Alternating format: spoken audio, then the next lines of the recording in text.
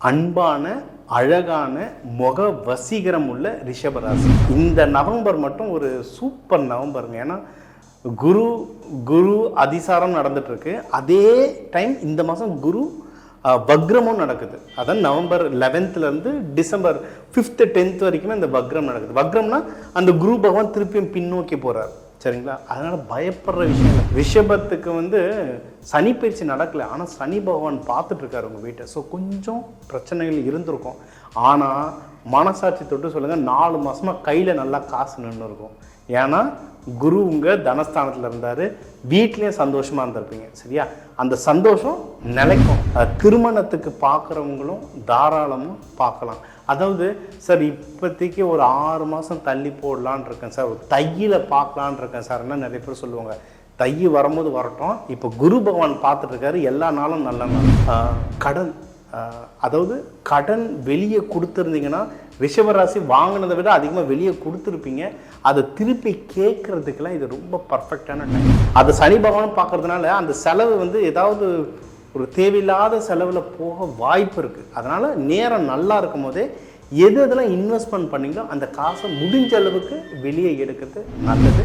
Investment பண்ணுற வீட்டை சனி பகவான் பார்த்துட்ருக்காரு. அதனால் அதை ப்ராப்பராக யோசித்து இன்வெஸ்ட்மெண்ட் பண்ணிங்கன்னா கையில் வந்த காசு தங்குறதுக்கு ரொம்ப நல்ல வாய்ப்பு இருக்குது. லவ் பண்ணுறவங்கள மட்டும் கொஞ்சம் பார்த்து பண்ணுங்கள். ஏன்னா அந்த வீட்டை சனி பகவான் பார்த்துட்ருக்காரு. மெயினாக எங்கே பிரச்சனை வரும்னா ஈகோவில் வரும். நீ சொன்னியா நான் சொன்னியா, அந்த ஈகோவில் வரும். ஸோ ரிஷபராசியோடைய பவரே என்னென்னா பொறுமை ஸ்மைலு. நம்ம சிரிச்சுட்டு அது கம்முன்னு வந்துடும். அதுதான் நம்மளுடைய பவர். அதை அப்படியே மெயின்டைன் பண்ணுங்கள். அவங்க சைடே தப்பாக இருந்தாலும் சரி சரி சரி. வாழ்க வையகம், வாழ்க வளமுடன். உலகெங்கும் இருக்கும் பக்தி இன்ஃபோ சேனல் நேயர்களுக்கு டிவைன் தினேஷன் அன்பான வணக்கங்கள். சரி, நம்ம இன்னைக்கு நவம்பர் மாத ராசி பலன் எப்படி இருக்க போகுது? சரி, இந்த மாதம் என்ன ஸ்பெஷல் அப்படின்னா குரு வக்ர பயிற்சி நடக்குது. ஏன்னா திருப்பி எல்லாருக்கும் ஒரு சின்ன குழப்பம் வரும். சார் குரு பயிற்சின்னு சொன்னீங்க, போன மாதம் குரு அதிசாரம் நீங்கள், இப்போ குரு வக்ரன்றீங்க, என்ன தான் நடக்குது அப்படின்றது நம்ம திருப்பி சொல்கிறது விஷயம். ஜோதிடம்ன்றத நம்பிக்கை தாண்டி இது ஒரு சயின்ஸ். இப்போ எப்படி இது ஒர்க் ஆகுது? குருன்ற ஒரு பிளானட் வானத்தில் இருக்குது. நம்ம சைக்கிள் ஓட்டும்போது எப்படி முன்னாடி போவோம், அதுக்கப்புறம் விழுவோம், எழுந்துப்போம், வருவோம்ல, அதேமாரி தான் ஒரு கிரகன்றது முன்னாடி போவோம், கொஞ்சம் பின்னாடி வரும், கொஞ்சம் முன்னாடி போவோம், அதுக்கப்புறம் திருப்பி வட்டமாக வரும். அதை பொறுத்து நம்மளுடைய பலன்கள் நிறைய நம்ம லைஃப்பில் மாறும். அந்த மாதிரி இப்போ குரு வக்ரம்ன்றது நம்மளதில் மிதுனத்திலேருந்து அக்டோபர் மாதம் கடகத்தில் வந்தது. இப்போ கடகத்துலேருந்து திருப்பி லைட்டாக மிதுனத்தை நோக்கி போகுது. இந்த நவம்பர் மாதம் கடகத்திலே தான் இருக்கும், ஆனால் மிதுனத்தை நோக்கி பின்னாடி போகுது. அப்போது அந்த கிரகம் இப்படி போகும்போது சில மாறுதல்கள் நம்ம லைஃப்பில் நடக்கும். அது என்னென்ன மாறுதல்ன்றதோ மேஷம்லேருந்து மீனம் வரைக்கும் ஃபுல்லாக சொல்ல போகிறோம். பொறுமையாக பாருங்கள். அன்பான அழகான முக வசீகரம் உள்ள ரிஷபராசி. ரிஷபம்னாவே அவங்க முகம் பார்த்தாலே பார்த்துக்கிட்டே இருக்கணும் போல இருக்கும். ரொம்ப அழகாக இருக்கும், ஜொலிக்கும் முகம். அதுதான் இந்த ரிஷபம். ரொம்ப பாசமானவங்க, கடுமையாக உழைக்கிறவங்க, உழைச்சி முன்னேறவங்க ரிஷபம். ஓகே, அவங்களுக்கு இந்த மாதம் நவம்பர் எப்படி இருக்க போகுது நம்ம சொல்கிறது தான். இந்த நவம்பர் மட்டும் ஒரு சூப்பர் நவம்பருங்க. ஏன்னா குரு அதிசாரம் நடந்துட்டுருக்கு. அதே டைம் இந்த மாதம் குரு வக்ரமும் நடக்குது. அதான் November 11th December 5th 10th வரைக்குமே இந்த வக்ரம் நடக்குது. வக்ரம்னா அந்த குரு பகவான் திருப்பியும் பின்னோக்கி போகிறார்.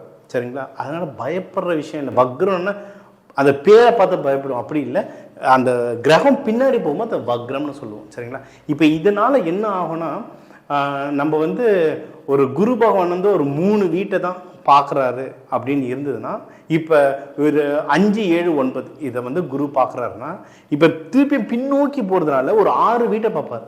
கிட்டத்தட்ட நம்மளுடைய ஹாரோஸ்கோப்பில் 12ல் 6 வீட்டை பார்த்துறாரு. அப்படின்னா என்ன, நம்மளுக்கு அவ்வளோ நல்ல விஷயம் நடக்க போகுது. சரிங்களா? இப்போ ரிஷபத்துக்கு என்ன, ரிஷபத்துக்கு சனி பயிற்சி நடக்கலை, ஆனால் சனி பகவான் பார்த்துட்ருக்காரு உங்கள் வீட்டை. ஸோ கொஞ்சம் பிரச்சனைகள் இருந்திருக்கும். ஆனால் மனசாட்சி தொட்டு சொல்லுங்கள், 4 மாதமாக கையில் நல்லா காசு நின்று இருக்கும்.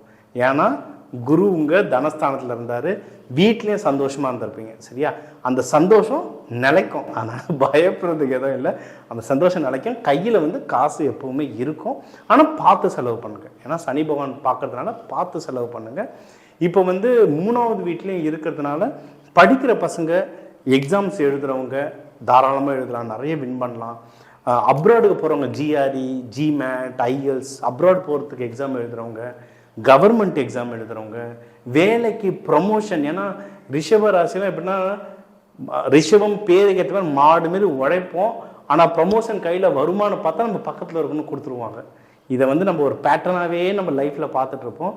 இப்போ நம்ம சேனலை என்னைக்கு பார்க்க ஆரம்பிச்சிங்களோ இன்னைக்கு இனிமேல்ட்டு அது மாதிரி ஏமாறக்கூடாது. ஸோ முன்னாடியே ரெடி ஆகிடுங்க. என்னென்னலாம் நீங்கள் பண்ணுறீங்களோ அதையெல்லாம் ப்ராப்பராக எழுதி ஒரு மெயிலில் உங்கள் மேனேஜருக்கு அனுப்பிச்சிருங்க. அப்ரைசலுக்கு ஒரு நாளைக்கு முன்னாடி இல்லை, இப்போவே அனுப்பிச்சிருங்க. மாதம் மாதம் அனுப்பினீங்க தான் ஒரு ஞாபகம் இருக்கும். இப்போ அந்த மாதிரி ஒரு காம்படிஷன், இப்போ ப்ரமோஷன்றது ஒரு காம்படிஷன், அந்த காம்படிஷனில் ஜெயிக்கிறதுக்கு இது கரெக்டான டைம்.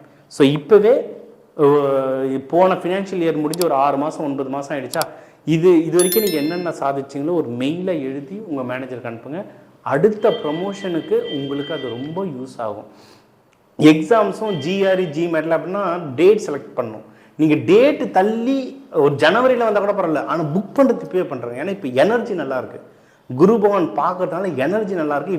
இப்போ புக் பண்ணிங்கன்னா உங்களுக்கு வந்து அது சாத்தியமாகிறதுக்கு ரொம்ப ரொம்ப நல்லது. சரிங்களா?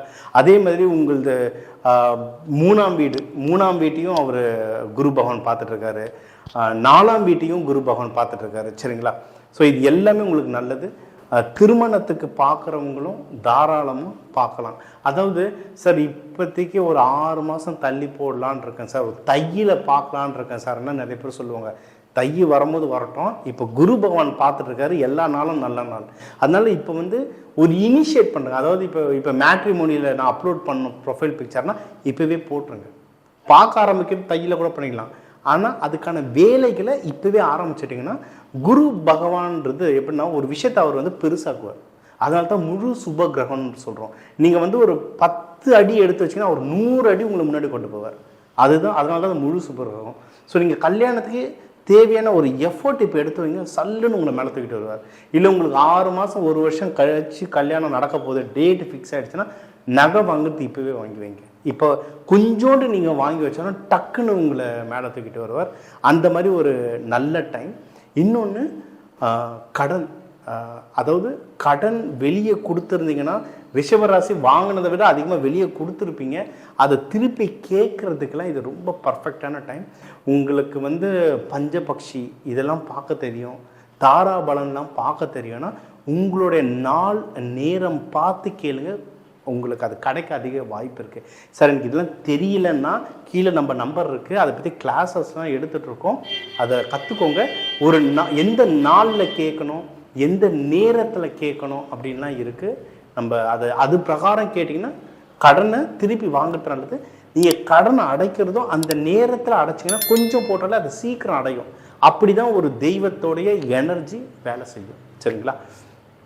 வேலைக்கும் நல்ல டைம் போயிட்டுருக்கு. முக்கியமாக அப்ராடு ட்ரை பண்ணுறவங்க தாராளமாக ட்ரை பண்ணலாம். உங்களுக்கு வந்து இப்போ ப்ராஃபிட், இப்போ நிறைய பேர் நியூ இயருக்கு இந்த தீபாவளி முடிஞ்சாலும் நிறைய பேர் அந்த ஃபண்டு எடுக்காமல் இருக்கவங்களாம் நிறைய பேர் இருக்கீங்க. கிறிஸ்மஸ் ஃபண்டு போட்டிருப்பீங்க, நியூ இயருக்கு ஃபண்டு போட்டிருப்பீங்க. அந்த ஃபண்டை வெளியே எடுக்கிறதுக்கு நல்ல டைமுங்க. சரிங்களா? ஏன்னா உங்களுடைய 16வது வீட்டை குரு பார்க்குறாரு. அப்போனா என்ன, நீங்கள் போட்ட காசு வந்து நல்லா வளர்ந்துருக்கும். அது இப்போவே எடுத்துருங்க. சார் நான் நினச்ச அளவுக்கு வரல சார்னாலும் பரவாயில்ல, எடுத்துருங்க. ஏன்னா அது சனி பகவான் பார்க்கறதுனால அந்த செலவு வந்து ஏதாவது ஒரு தேவையில்லாத செலவில் போக வாய்ப்பு இருக்குது. அதனால் நேரம் நல்லா இருக்கும் போதே எதெல்லாம் இன்வெஸ்ட்மெண்ட் பண்ணிங்களோ அந்த காசை முடிஞ்ச அளவுக்கு வெளியே எடுக்கிறது நல்லது.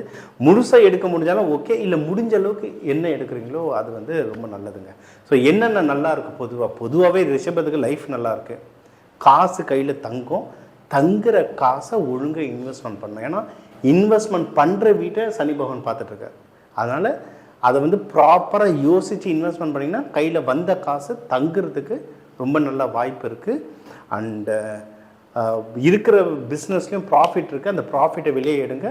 கல்யாணத்துக்கு பார்க்குறவங்க எல்லாருக்குமே கல்யாண வாழ்க்கையும் நல்லபடியாக அமையறதுக்கு நிறைய வாய்ப்பு இருக்குது. லவ் பண்ணுறவங்கள மட்டும் கொஞ்சம் பார்த்து பண்ணுங்கள். ஏன்னா அந்த வீட்டை சனி பகவான் பார்த்துட்டு இருக்காரு. மெயினாக எங்கே பிரச்சனை வரும்னா ஈகோவில் வரும். நீ சொன்னியா நான் சொன்னியா அந்த ஈகோவில் வரும். ஸோ ரிஷபராசியோடைய பவரே என்னென்னா பொறுமை ஸ்மைலு. நம்ம சிரிச்சுட்டு அது கம்முன்னு வந்துடும். அதுதான் நம்மளுடைய பவர். அதை அப்படியே மெயின்டைன் பண்ணுங்க. அவங்க சைடே தப்பாக இருந்தாலும் சரி சரி சரி, நம்ம நேரம் சரியில்லை, நம்ம கட்டம் சரியில்லை, லைட்டாக சிரிச்சுக்கிட்டு அப்படியே வந்துடுங்க. கொஞ்ச நாளில் அந்த வீடு மாறினவொன்னே நம்மளுக்கு கிரகத்தில் வீடு, உங்கள் வீட்டில் கிரகத்தில் வீடு மாறினவொன்னே நம்மளுக்கு எல்லாமே ஸ்டேபிள் ஆகும். சரியா? ஸோ பொதுவாகவே ரிஷபராசிக்கு வந்து ரொம்ப நல்லா இருக்குது. இந்த நவம்பர் உங்களுக்கு எல்லாமே நல்லபடியாக அமையும். ஸோ இப்போ வந்து நம்ம வந்து இந்த நவம்பர் மாதத்தும் எப்படி இருக்குன்றதை நம்ம எல்லா ராசியும் இப்போ ஒவ்வொன்றா பார்த்துட்டு வந்தோம். சரிங்களா? இப்போ இது எனக்கு அப்படியே 100% ஒர்க் ஆகும்னா 100% ஒர்க் ஆகாது. ஏன்னா என்ன சொல்கிறது, ஒரு 140 கோடி மக்கள் இருக்காங்க இந்தியாவில். சரிங்களா?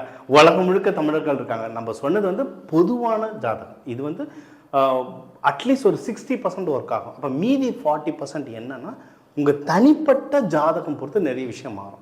ஸோ அது எப்படி தெரிஞ்சுக்கிறதுனா, கீழே என்னோட நம்பர் இருக்குது. உங்கள் தனிப்பட்ட ஜாதகத்துக்கு உங்களுக்கு தெரிஞ்சுக்கணுன்னா இந்த ஃபோன் நம்பரில் நீங்கள் கால் பண்ணலாம். நிறைய பேருக்கு சில பிரச்சனைகளுக்காகலாம் ரெகுலராக நீங்கள் கால் பண்ணிட்டு வரீங்க. நம்ம அதுக்கு பரிகாரங்களும் சொல்கிறோம். பரிகாரங்கன்னு ஹோமம் சொல்லுவாங்களா, தூரமாக ஒரு கோவில் சொல்லுவாங்களான்னா பயப்படக்கூடாது.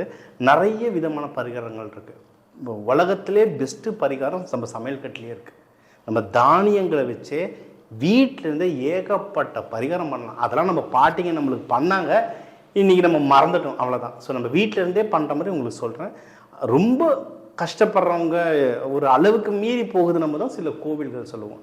சில பேர் அதோட மோசமான எக்ஸ்டென்ட் இருந்தால் தான் நம்ம யாகங்கள் சொல்லுவோம். ஸோ நிறைய அந்தந்த ஜாதகம் அந்தந்த பிரச்சனைக்கு ஏற்ற மாதிரி சொல்யூஷன் இருக்குது. உங்களுக்கு எது சரியோ அதை நான் சொல்கிறேன். தாராளமாக நம்பருக்கு கால் பண்ணுங்கள். எல்லாரும் நல்லா இருக்க, வாழ்க வளமுடன்.